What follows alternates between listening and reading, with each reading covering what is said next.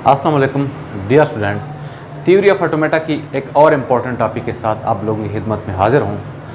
आज के इस वीडियो लेक्चर में हम डिस्कस करने जा रहे हैं ग्रामर को, कि हमारे पास थ्योरी ऑफ ऑटोमेटा में ग्रामर होता क्या है और इसका काम क्या है। पॉइंट ज़रा नोट कर ले कि ग्रामर से रिलेटेड ये हमारा फर्स्ट वीडियो लेक्चर है। इंशाल्लाह कमिंग डेज़ में ग्रामर से रिलेटेड हम मज़ीद वीडियो अपलोड करेंगे और जो कन्फ्यूजन आप लोगों के माइंड में है वो इंशाल्लाह हम दूर करने की कोशिश करेंगे। तो चले स्टार्ट करते हैं कि हमारे पास थ्योरी ऑफ ऑटोमेटा में या कंपाइलर में ग्रामर क्या होता है। तो यहाँ पे मैंने लिखा है इन TOC theory of computation grammar is a finite set of formal rules, यानी हमारे पास ये कुछ रूल्स का मजमुआ होता है जो कि फॉर्मल रूल्स होते हैं, जो कि प्रॉपर रूल्स होते हैं, और ये रूल्स जो हैं that are used to generate scientifically correct sentences. Scientifically correct sentences को जनरेट करने के लिए हम ग्रामर का सहारा लेते हैं। किस तरह? जिस तरह हमारे पास सिंपली इंग्लिश में होता है ग्रामर, तो बिल्कुल इसी तरह हमारे पास थ्योरी ऑफ कंप्यूटेशन में या थ्योरी ऑफ ऑटोमेटा जिसको हम बोलते हैं उसमें भी हमारे पास ग्रामर होता है, जिसका मकसद होता है साइंटिफिकली करेक्ट सेंटेंसेस को क्रिएट करना, यानी वो सेंटेंसेस जिसका साइंटेक्स दुरुस्त हो। सिंपली यहाँ पे मैं इंग्लिश की एग्जांपल लेता हूँ। यहाँ पे मैं लिखता हूँ आई कुल गो टू। तो यहाँ पे ये जो सेंटेंस है इसमें जो वर्ड्स है ये तो करेक्ट है। देखें, आई हमारे पास करेक्ट वर्ड है, स्कूल गो टू, लेकिन इसकी जो तरतीब है, जो साइंटेक्स है वो गलत है। तो ये किस वजह से मुझे पता चला कि ये गलत है? क्योंकि मुझे इंग्लिश की ग्रामर का पता है कि यहाँ पे हमारे पास फर्स्ट ऑफ ऑल होगा सब्जेक्ट, फिर यहाँ पे वर्ब, फिर लास्ट में हमारे पास होगा ऑब्जेक्ट। तो ये जो सेंटेंस है ये हमारे पास करेक्ट है और ये जो सेंटेंस है ये हमारे पास क्या है? इनकरेक्ट है। तो ये किस वजह से मुझे पता चला? क्योंकि मुझे इंग्लिश की ग्रामर की समझ आ रही है। अब इसी तरह हम थ्योरी ऑफ ऑटोमेटा में भी टोकन बनाएंगे और उन टोकन को आपस में मिला के हम बनाएंगे सेंटेंसेस। अब उन सेंटेंसेस को हम चेक करेंगे कि क्या ये सेंटेंस ग्रामेटिकली करेक्ट है कि नहीं। तो उसके लिए हम यूज़ करेंगे किस चीज़ का? ग्रामर का। ये हमारे पास है general definition of grammar. Formal definition of grammar अगर हम देखें तो वो कुछ इस तरह है कि ग्रामर हमारे पास थ्योरी ऑफ ऑटोमेटा में 4 टपल्स का मजमुआ है। उन 4 टपल में से फर्स्ट ऑफ ऑल हमारे पास आता है स्टार्ट सिंबल। स्टार्ट सिंबल मैंने यहाँ पे लिखा है, बहरहाल आप कहीं पे भी इसको लिख सकते हैं। तो फॉर्मल डिफिनीशन अगर हम देखें ग्रामर की तो उसमें हमारे पास आते हैं finite non empty set of non terminal. अब नॉन टर्मिनल क्या होते हैं? जब हम इसी टॉपिक को मज़ीद आगे ले जाएंगे तो वहाँ पे हमें पता चलेगा कि नॉन टर्मिनल क्या होते हैं। बेसिकली नॉन टर्मिनल हमारे पास वो सिंबल होते हैं जिसको हम किसी दूसरे सिंबल पे रिप्लेस कर सकते हैं और इसको हम अमूमन कैपिटल लेटर्स में ज़ाहिर करते हैं, जिस तरह A, B, C वगैरह। इसके बाद सेकंड जो टपल है हमारे पास, सेकंड जो कंपोनेंट है हमारे पास ग्रामर की, वो है finite non empty set of terminals.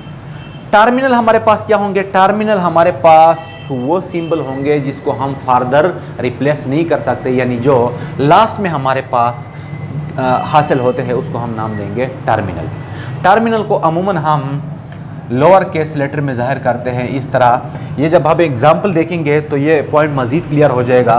Next हमारे पास है प्रोडक्शन रूल्स, यानी थर्ड जो कंपोनेंट है हमारे पास ग्रामर में वो है non empty set of production rules. Production rules क्या है? प्रोडक्शन रूल्स बेसिकली हमारे पास वो रूल्स होते हैं जिसको बुनियाद बनाकर हम कोई सेंटेंस क्रिएट करते हैं, यानी हमारे पास डिफरेंट ग्रामर के रूल्स होंगे। जिस तरह सिंपली हमारे पास इंग्लिश की ग्रामर में रूल्स होते हैं कि अगर हमारे पास प्रेजेंट टेंस हो तो प्रेजेंट टेंस में हमारे पास जो ही, शी, ई वगैरह होते हैं तो वहाँ पे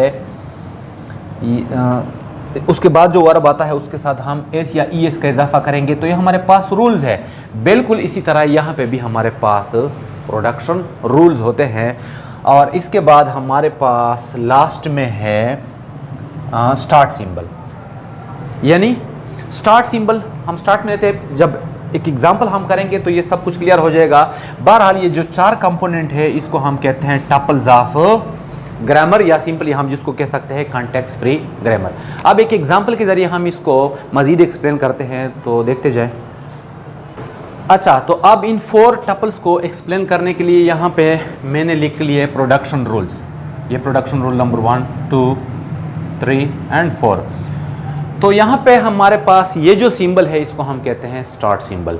ये जो सेंटेंस है या जो यहाँ पे जो मैंने रूल्स लिखे हैं इसी को हम कहते हैं प्रोडक्शन रूल्स। अब इसमें जो कैपिटल लेटर्स है एस ए, या हमारे पास बिल्कुल एस और ए, यहाँ पे इस ग्रामर में हमारे पास क्या है, नॉन टर्मिनल। ये पॉइंट भी ज़रा नोट कर ले कि नॉन टर्मिनल हमारे पास ग्रामर में लेफ्ट साइड पे भी पॉसिबल है प्रोडक्शन के, और साथ साथ राइट साइड पे भी पॉसिबल है, जबकि जो टर्मिनल्स होते हैं वो हमारे पास सिर्फ राइट साइड पे ही होंगे। तो यहाँ पे हमारे पास जो सिम्बल्स है ये ऑपरेटर, प्लस ऑपरेटर या स्टार ऑपरेटर, या यहाँ पे जो हमारे पास डिजिट है 0, 1, 2, इसको हम कहते हैं टर्मिनल। यानी यहाँ पे हमारे पास एस क्या है, स्टार्ट सिंबल, साथ साथ ये हमारे पास नॉन टर्मिनल भी है। ए क्या हमारे पास नॉन टर्मिनल, प्लस क्या है हमारे पास, स्टार क्या है हमारे पास 0, 1, 2 अप टू 9, ये हमारे पास क्या है, हमारे पास है टर्मिनल। और ये जो लाइंस है, ये जो रूल्स है, इसको हम कहते हैं प्रोडक्शन रूल्स। अब हम एक सेंटेंस या स्ट्रिंग को फाइंड आउट करने के लिए एक प्रोसेस करते हैं, तो ये पॉइंट जो है ये मजीद क्लियर हो जाएगा। लेट सपोज हमारे पास एक सेंटेंस है 2 + 3 * 5। तो हम चेक करते हैं कि ये जो सेंटेंस है, ये जो एक्सप्रेशन है, क्या ये इस रूल के मुताबिक करेक्ट है कि नहीं। तो हम किस तरह करेंगे, तो फर्स्ट ऑफ ऑल हम स्टार्ट लेंगे यहाँ से। तो देखें एस हमारे पास प्रोड्यूस कर रहा है किस चीज़ को, ए को। नेक्स्ट सेंटेंस में हमारे पास है 2 + 3 * 5। तो देखें हमारे पास रूल 2 जो है इसके मुताबिक हम ए की जगह a + a लिख सकते हैं। तो यहाँ पे इस a की जगह यहाँ पे हम लिखेंगे a + a। तो ऊपर सेंटेंस ज़रा देखें, वहाँ पे हमारे पास है 2 + 3, तो इस वजह से ये वाला रूल मैंने यहाँ पे पिक किया।